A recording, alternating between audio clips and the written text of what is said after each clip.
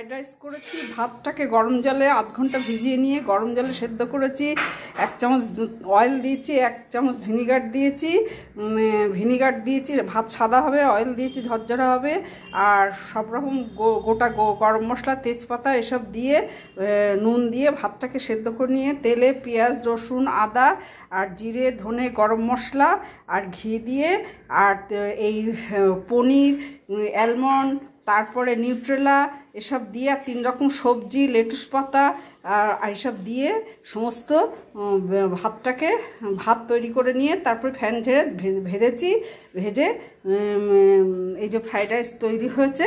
আর দারুণ খেতে হয়েছে। ফোড়নের মধ্যে দিয়েছিলাম গোটা গোলমরিচ, গোটা গরম মশলা, তেজপাতা আর সাজিরে আর জাবিত্রী দিয়ে পেঁয়াজ, রসুন, আদা দিয়ে সবজিগুলো আগে থেকে ভেজে রেখেছিলাম।